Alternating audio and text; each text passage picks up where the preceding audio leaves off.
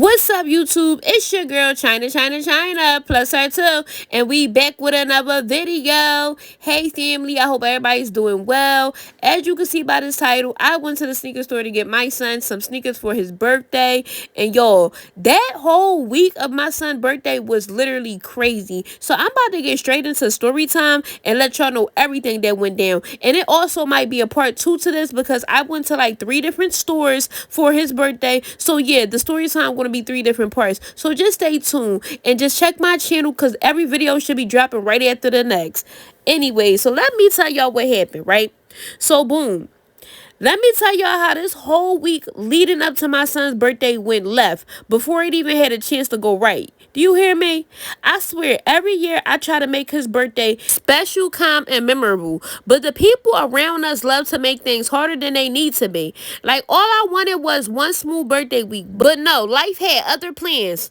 So a few days before his birthday, I'm out doing what moms do best, running around, making sure every little detail is taken care of. I went to the sneaker store because I already knew what shoes I wanted to get him. They were clean, they were fresh, and they was perfect for his birthday outfit. So I go in the store, I show the guy the shoes. I'm like, yeah, these right here. I need these in my son's size. And of course, like always, they didn't have the size on the wall. So now I'm standing there like, please don't let this be the start of some chaos. The worker goes to the bag. I'm waiting, checking my phone, thinking about everything else I still gotta do. He comes back like, we don't have that size out here, but let me check the stock one more time. He disappears again. I'm pacing around, looking at other shoes, thinking of a backup option, but nothing was hitting like the ones I picked out. Then finally, he comes back holding a box like he just found treasure. He's like, good news, we found his size in the bag. I'm like, praise God. One thing checked off my list. Okay, we're making progress. Right after I grabbed the shoes, I was supposed to finish the rest of my errands.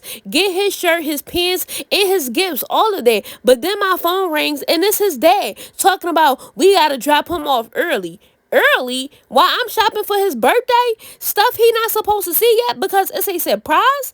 I'm in a parking lot like, why now? Out of all the times, why now? But of course, my feelings didn't matter. My schedule didn't matter. What I was doing for our son didn't matter. They just had to drop him off for whatever reason they made up that day. So now I'm sitting in a car with bags everywhere, trying to hide everything, trying to hurry up and shove stuff under the jackets and seats so he don't see. Because moms don't get to plan in peace ever. They pulled up. My baby gets in the car, and the first thing I notice, his whole vibe is off. He's quiet, he's tense, his face is sad, like it's been a long day. I'm like, baby, what's wrong? You good? He shake his head and goes, they didn't do nothing for me. They only did something for my little brother. His birthday was 3 days before mine. They didn't even say anything about mine's coming up. And when I tell you, my heart broke right there in the parking lot because he's a good kid. He's sensitive, he's emotional, he pays attention, and he knows when he's being overlooked. He told me he watched them celebrate his little brother's birthday like it was the only birthday that mattered. And nobody said, your birthday coming up too. Nobody made him feel excited. Nobody acknowledged him. And here I am running around doing everything, making sure he got shoes, clothes, gifts, decoration, planning a whole day for him while his own dad couldn't even say, your birthday is coming up. So not only is he sad, now he's overwhelmed. And because he's overwhelmed, now I'm overwhelmed. So while we're driving and he's quiet the whole time, you know the silence where you can feel your kid holding in tears, that silence where you know they're trying to not break down. Yeah, that one. He wasn't excited to shop anymore. He didn't want to look at clothes. He didn't want nothing. His whole energy was low. And I could tell that he was trying so hard not to show how hurt he really was. And as a mom, that's the worst feeling because you want to fix it, but you can't fix what other people did.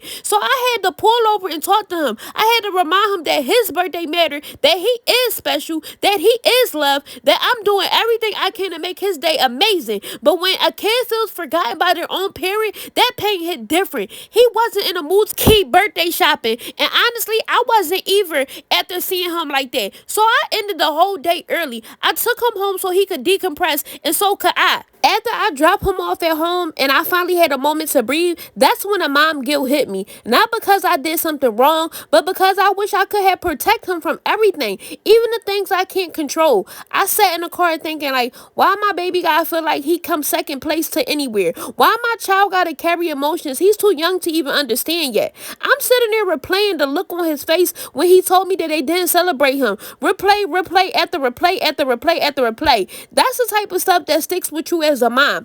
But I told myself, no, we're not ending his birthday week on that note. So later that night, after he calmed down, I made him his favorite dinner. I lit a candle. I played some music. I tried to bring the energy back up without overwhelming him. I sat down and told him, your birthday is your day. Nobody can take that from you. Not what they did, not what they didn't do. Nobody. We're going to celebrate you exactly how you deserve. And little by little, I watched him start to smile again. Not a big smile, but the kind where you can tell that he's trying. And sometimes as a mom, the little effort means everything. And maybe it's because he's getting older now, maybe because he understands more, but this birthday week made me realize how fast he is growing. The older he gets, the more he notices who shows up and who doesn't. The older he gets, the harder it is to try to hide things from him. And the older he gets, the more I see him protecting his own feelings the same way I've been protecting mine for years. It's like watching a piece of yourself wake up to the world and it hurts, but it also pushing me to work harder, to be softer, to show up even louder,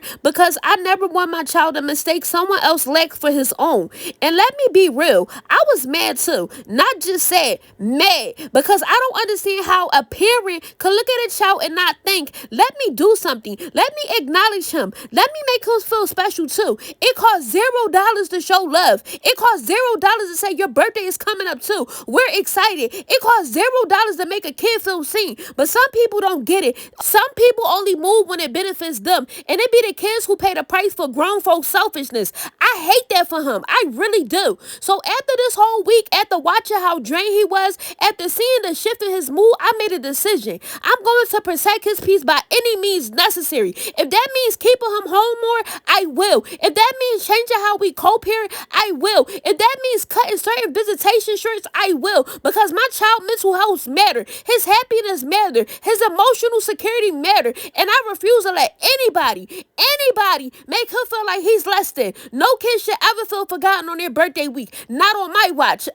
So yeah, this birthday week wasn't easy. It wasn't perfect. It wasn't peaceful. But it reminded me exactly why I go hard for my kids every day. Because at the end of the day, when everybody else dropped the ball, I'm the one who pick it up every single time. And that's the story of how my son's birthday week went from overwhelming to emotional to real to unforgettable. And that's just motherhood for you. Another chapter of my life, another story y'all witnessed with me. And this right here is why I don't be caring for him to go over there. Because every time he comes back, it's some type of emotional damage I gotta undo. Every time it's something that messes with his head or his feelings. Every time I'm left picking up the pieces. And the thing is, he's not asking for much. He's not asking for the world. He just wants to feel like he matters to both sides. But when one side is celebrating one kid and forgetting the other, that's a problem, a big problem. And I'm tired of having to be the one who carries everything. I'm tired of having to fix what I didn't break. I'm tired of being the only consistent parent. But that's the life of a single mom, right? We show up even when the other parent doesn't. We make birthday specials even when nobody else has tried. We go the extra mile every time. My baby birthday was supposed to be smooth, fun, and excited, but it ended up being emotional, heavy, and frustrating. But guess what? My baby still had a good birthday because I made sure of it. And my supporters came through for my baby as well on the decorations and some of his gifts, because no matter who forgets him, I never will. And as long as he's got me, he will always feel celebrated. And you know what? After everything that happened this year, I already made my mind up. I'm done letting chaos, inconsistency, and other people's lack of effort to set the tone for my child's birthday. I refuse to spend another year fixing somebody else's mess or trying to heal feelings that wouldn't be hurt if folks simply cared the way as a parent is supposed to care. Next year, I'm planning early. I'm setting boundaries early. And anybody who can't respect that won't be included at all, because my child deserves peace more than anybody deserves access. Next year, I'm not playing that drop him off whenever, however game. No more of that. Anything will be on my schedule because I'm the one who actually shows up. If I'm planning a surprise, the surprise will stay a surprise. If I'm shopping for him today,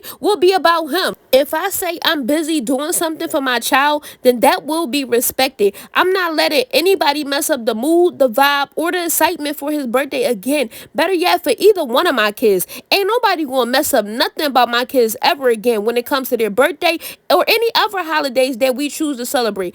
And I'm definitely not allowing him to go somewhere where he comes back feeling unappreciated or overlooked. We not doing that next year. Not again, not ever. Next year, his birthday will be filled with love, energy, excitement, peace, and people who genuinely care. Not performers, not fake celebrations, not last minute excuses. I want him to wake up happy. I want him to feel seen and celebrated from start to finish. I want him to feel like his birthday is his day, not something he has to share, not something he has to question, not something he has to wait for someone else to validate. And I want him to look back and say, Mom made my day special. Mom always make my day special, because that's the truth. Next year, we doing it big, we doing it right, we doing it our way, without the unnecessary drama and without the people who don't know how to treat a child with love.